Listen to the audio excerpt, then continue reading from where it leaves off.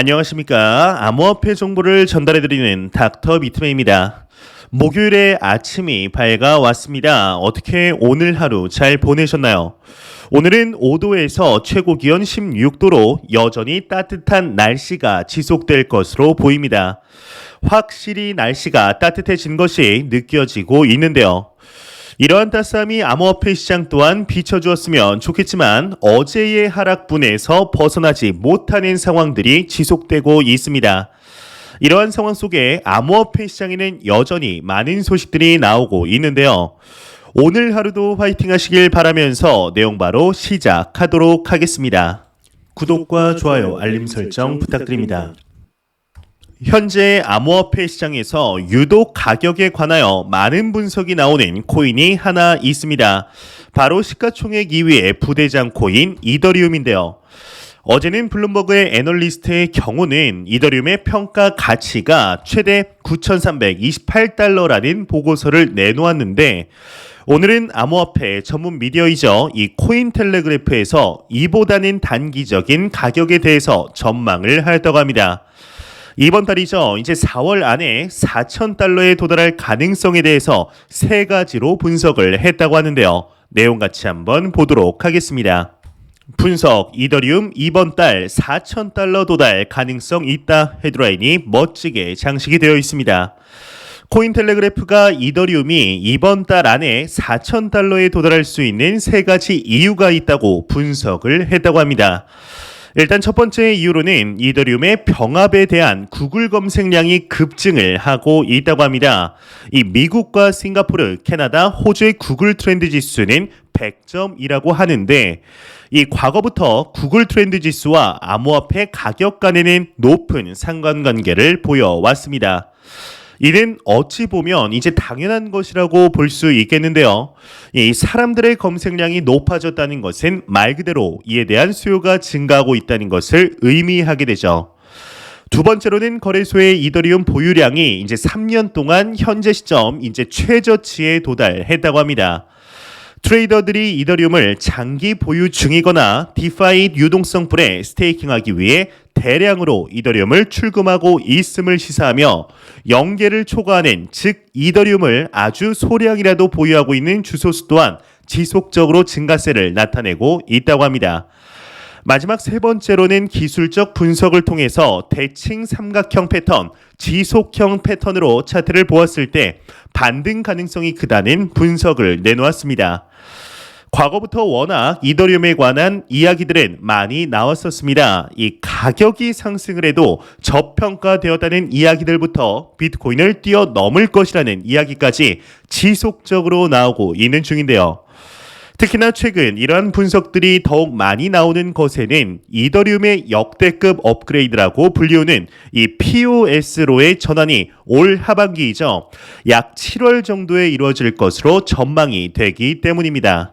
이를 통해 수많은 가격 전망들이 나오고 있는데 현재 글로벌적으로 나타나는 암호화폐 시장의 인식의 개선과 실제로 POS로의 전환이 성공적으로 이루어지게 된다면 또한 작년 8월 성공적으로 이루어진 이더리움의 런던 하드포크로 인한 소강 메커니즘의 시너지가 합쳐지게 된다면 충분히 지금 가격보다 높은 상승세를 예상할 수 있을 것으로 보이는데요. 이에 이더리움의 코어 개발자로부터 새로운 소식이 나왔습니다. 이 POS로의 전환을 더욱 앞당길 수 있다고 하는데 이게 무슨 내용일지 같이 한번 보도록 하겠습니다. 이더리움 코어 개발자 해시레이트 하락시 이제 POS 전환 앞당길 수 있다 헤드라인이 장식이 되어 있습니다. 이더리움 네트워크의 POS 전환이 임박함에 따라 채굴자들의 고민이 깊어지고 있다 블룸버그가 전했다고 합니다. POS 전환 전 마지막 보상을 받기 위해 기다리는 것보다는 이제 채굴기를 판매하는 것이 더 수익성이 높다고 판단, 병합 직전 채굴을 포기할 수 있다는 전망이라고 하는데요. 이에 따라서 이제 해시레이트가 급격하게 떨어지면 네트워크의 보안이 약화되어 이더리움 기반 토큰과 여러 앱들이 피해를 입을 수 있다고 합니다. 이와 관련 이제 이더리움 코어 개발자 팀 베이코의 경우는 해시레이트가 떨어지면 병합을 앞당길 수 있다. 또한 모든 소프트웨어는 비상 옵션을 포함하고 있다고 말하였는데 일부 채굴자들은 과거 수차례 지연되었기 때문에 병합이 임박했음을 믿지 않고 있는 것으로 알려져 있다고 합니다. 일단은 개인적으로 보았을 때도 상당히 많이 미뤄지긴 하였죠.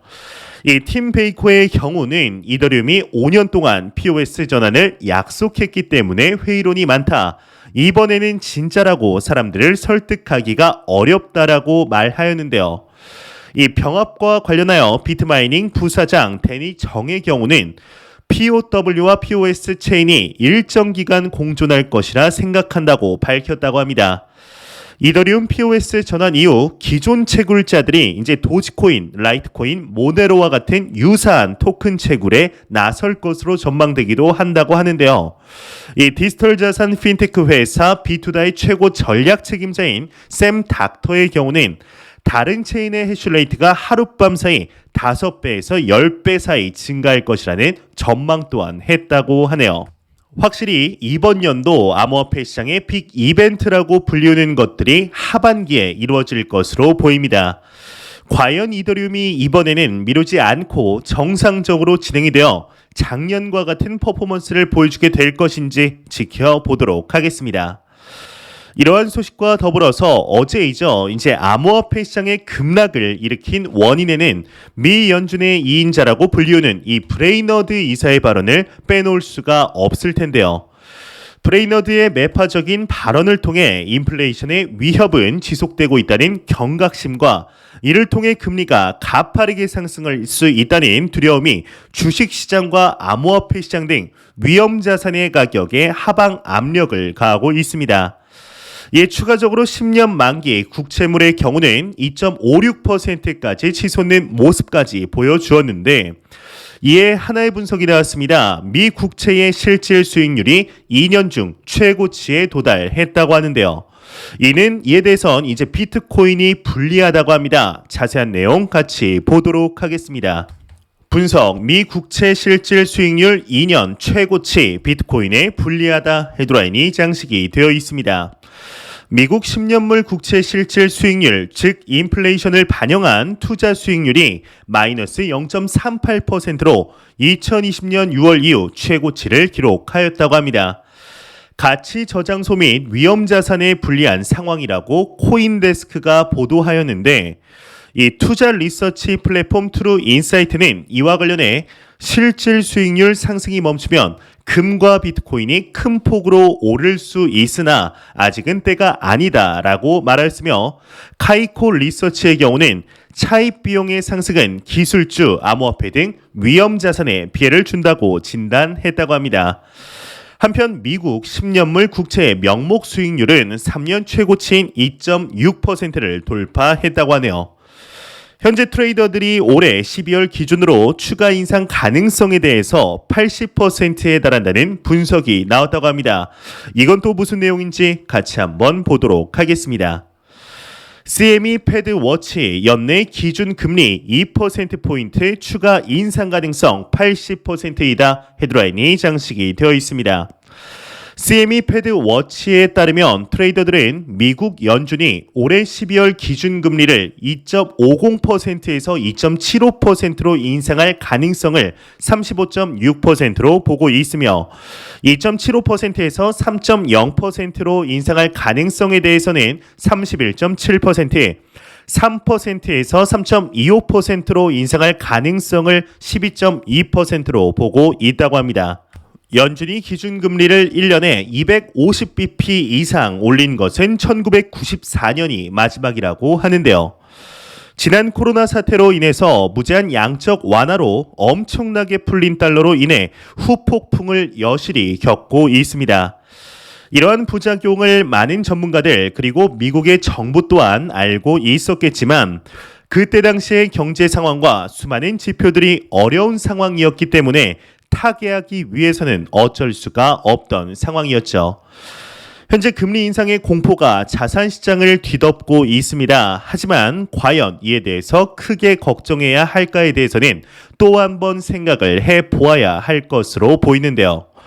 어제의 상황을 여러분들도 보셔서 아시겠지만 이 브레이너드 이사의 발언 이후 급격한 하락이 있었지만 순식간에 회복한 모습을 볼 수가 있었습니다.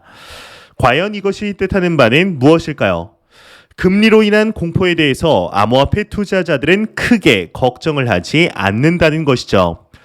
이미 러시아와 우크라이나의 전쟁 상황으로 인해 엄청난 하락을 한번 겪었으며 금리 이슈는 지나가는 감기와 같은 상황들이 반복해서 펼쳐지고 있습니다.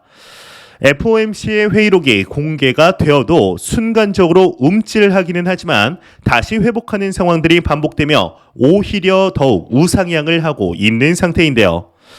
전 세계는 이번 전쟁으로 인해 서서히 깨닫고 있습니다. 이 비트코인을 포함한 암호화폐 시장이 단순히 가치 저장의 수단이나 이제 주식과 같은 위험 자산이 아닌 새로운 금융의 혁신을 일으킬 만한 새로운 무언가 정도로 현재 인식이 변화하고 있는 중입니다. 그렇다고 이제 아직까지 위험 자산이라고 평가받는 암호화폐 시장이 금리를 2%포인트나 추가적으로 금리를 인상하게 되었을 때 타격이 완전히 없을 것이다. 이러한 이야기는 아닙니다. 다만 이번 연도 안에 이렇게 금리를 올린다고 해도 글로벌적인 규제 프레임워크가 정해지게 된다면 이 제도권 안으로 완연하게 들어오며 이 사이에 수많은 투자자들이 바라고 있는 이 리플과 SEC의 소송이 마무리되며 시장의 명확성이 정해진 후에 현물 비트코인 ETF가 승인이 되게 된다면 금리 인상을 하게 한다고 하더라도 이제 암호화폐 시장은 지금의 가격 대비 상당한 정도의 상승이 이루어질 수밖에 없습니다.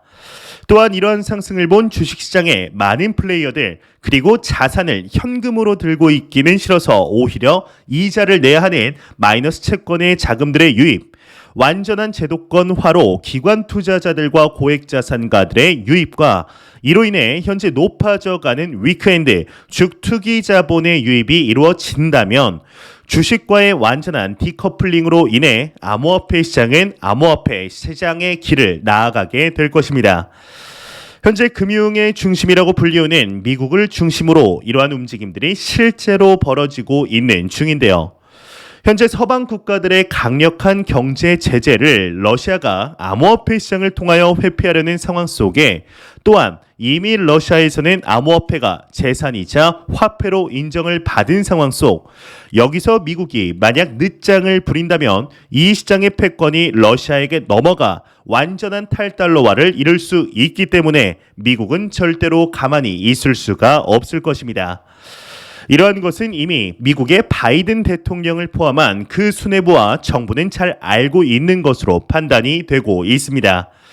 그렇기에 전례 없던 속도로 제도화를 위한 움직임들이 이루어지고 있는데 이제 작년이죠. 2021년도는 암호화폐 시장이 널리 알려지며 인식의 변화가 이루어진 해라면 이번 연도는 암호화폐 시장이 완전히 제도권 안으로 들어오는 또 다른 의미의 이정표가 되는 해가 되지 않을까 하는 생각이 드네요.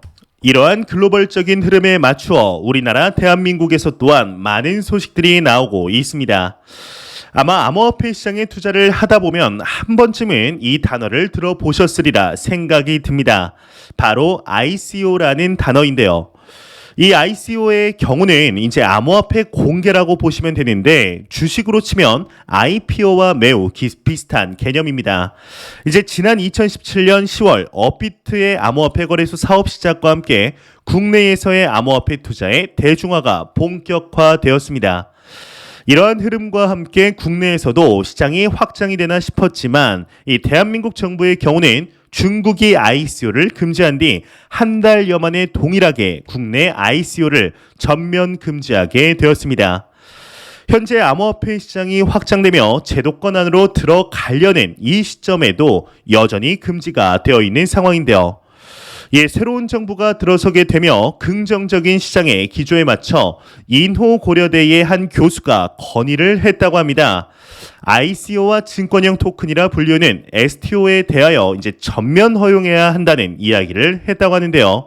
이게 정확히 무슨 내용인지 같이 한번 보도록 하겠습니다. 이노 고려대 교수 ICO와 STO 전면 허용해야 새 정부에 건의하였다 헤드라인이 장식이 되어 있습니다.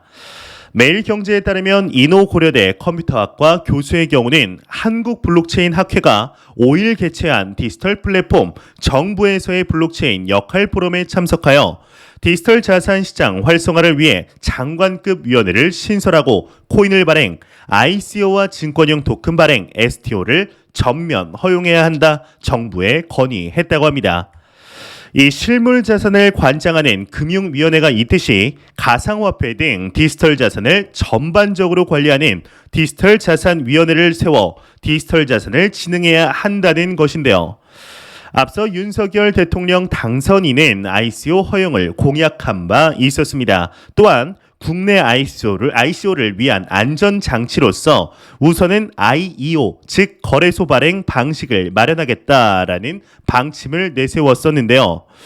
현재 국내 ICO의 경우도 사실상 이제 공공연하게 벌어지고 있는 상태입니다. 발행 자금이나 사무실, 근무 인원 등이 모두 국내에 있지만 서류상으로는 싱가포르, 홍콩 등 다소 시장 친화적인 국가에 있는 경우가 상당히 흔한데요. 이러한 구조적인 문제는 암호화폐 시장에 대해서 불법적이라는 말이 자꾸 꼬이는데 불법적이라는 인식을 심어주게 될 뿐만 아니라 국내 거래소에서 정상적으로 거래가 되다가 문제가 발생했을 경우가 이제 심각해지게 됩니다. 만약 서류상으로 싱가포르에 게재되어 있다면 분명 국내에서 벌어지는 일임에도 싱가포르 법에 따라 절차가 진행이 되는 참 아이러니한 현상이 벌어지게 되는데요. 이러한 문제를 하나하나가 현재 대한민국의 암호화폐 시장에서 해결되어야 할 문제로 자리 잡혀 있습니다. 이 또한 이제 시간의 문제이지 결국엔 해결이 될 것으로 분석이 되고 있는데요. 몇 년 전 대한민국에서 암호화폐 시장을 바라보던 시각과 현재는 완전히 달라져 있으며 오히려 미래의 먹거리로서 특히나 대기업들의 공격적인 진출이 가속화되고 있기 때문이죠. 그리 빠르진 않더라도 한 발짝씩 세계적인 트렌드에 뒤처지지 않으려는 노력들이 눈에 보이고 있습니다. 올바른 방향으로 나아가 대한민국에서 걱정하지 않으며 투자할 수 있는 환경을 만들어주길 진심으로 바라보겠습니다. 현재 암호화폐 시장이 그리 좋지 못한 상황들이 반복이 되고 있습니다. 그럼에도 투자자분들의 투자 심리는 여전히 굳건한 것을 확인할 수가 있겠는데요. 여러분들은 암호화폐 시장에 투자를 하는 목적이 무엇인가요? 이러한 질문을 한다면 아마 웃으시는 분들도 계실 것입니다. 아니 코인에 왜 투자를 하겠냐, 당연히 돈을 벌려고 투자를 하는 것이 아니냐라고 대답하실 수 있습니다. 맞습니다. 암호화폐 시장에 투자를 하는 이유는 돈을 벌기 위해서입니다. 하지만 이 돈을 번다는 단위가 30%, 50%를 벌기 위해서는 하지는 않으셨으면 좋겠습니다. 이게 무슨 말이냐? 이제 매영상 반복적으로 말씀을 드리지만 현재 우리가 투자하는 이 비트코인을 포함한 암호화폐 시장의 경우는 현존하는 모든 자산군 중 가장 높은 내재 가치를 지녔습니다. 지금 당장 계좌가 녹아내린다고 해도 마이너스라고 해도 수익이 조금밖에 없다고 하더라도 전혀 상관이 없습니다. 이 시장은 단순 몇십 %를 벌기 위해서 하는 것이 아닌 우리의 최종 목적, 경제적인 자유를 위해 투자를 하는 것이 목표가 되었으면 좋겠습니다. 이에 대해서 그래도 지금 하락했다고 해도 이제 비트코인의 가격이 5천만 원대에서 움직이고 있는데 여기서 상승한다고 한들 더 추가적으로 상승할 수 있겠냐라고 말씀하실 수 있습니다. 이에 대해서는 단호하게 말씀드릴 수 있을 것 같은데요. 지금의 비트코인의 가격이 과거와 비교를 해서 높아 보인다고 해도 이 과거와 같은 상승률을 충분히 기대할 수가 있습니다. 현재 암호화폐 시장이 아무리 확장이 되었다고 한들 주식시장에 비교하면 비교도 할 수 없을 만큼 발가락에 발톱만한 이제 시장이며 전체 자산시장과 비교하였을 때는 보이지도 않는 정도이죠. 또한 글로벌적으로 암호화폐로 통일을 할지, 이제 명칭을 암호화폐로 통일할지, 가상자산으로 할지, 디지털 자산으로 할지 전혀 정해지지도 않았으며, 이제 막 러시아와 우크라이나의 전쟁으로 인해 범국가적인 규제 프레임워크를 만들기 위해 노력하고 있습니다. 이 시장은 완연한 초기 시장이며 현재 투자를 하는 모든 분들은 10년 안에 경제적 자유를 누릴 수 있다는 것에 100% 확신하고 있습니다. 하지만 이게 문제이죠. 이제 변동성, 단기적인 가격의 움직임을 변동성이라고 하는데, 이 변동성으로 인해 비트코인이 리스크가 크다라는 인식이 있습니다. 하지만 생각을 해보게 되면 이 투자뿐만이 아니라 리스크가 적다면 얻는 이익 수준 또한 작으며, 큰 리스크를 질수록 크나큰 이익이 돌아온다는 것은 우리 모두 경험을 통해 알 수가 있습니다. 이제 막 제도권 안으로 음지에서 양지로 올라오려는 시점, 이러한 리스크는 필수적인 것이며 위험을 감수하고 끝까지 버텨낸 자들에게는 엄청난 선물이 되돌아왔다는 것을 우리는 수많은 역사를 통해 알 수 있었는데요. 높아져가는 인플레이션으로부터 우리가 사는 자본주의 세상에서 투자를 하는 것이 아닌 안 하는 것이 위험한 것이며, 또한 암호화폐 시장은 완벽하게 본인의 자산을 지킬 뿐만 아니라 성장시켜주는 추월 차선이 될 것입니다. 절대로 단기적인 시각으로 이 시장을 바라보지 마시며 장기적인 시각으로 또한 오랫동안 함께할 수 있는 여유 자금을 통하여 투자를 진행하시길 진심으로 바라보겠습니다. 제가 준비해온 소식은 여기까지입니다. 영상이 도움이 되셨다면 구독과 좋아요 그리고 광고 한 편만 처음부터 끝까지 시청 부탁드립니다. 이 채널은 오직 광고 수익으로 운영이 되게 됩니다. 항상 영상 시청해 주시는 시청자분들, 구독자분들 너무나 감사드립니다. 오늘 남은 시간도 잘 마무리하시길 바라면서 저는 더욱 도움이 되는 영상으로 저녁 퇴근 시간 찾아뵙도록 하겠습니다. 지금까지 닥터 비트맨이었습니다. 감사합니다.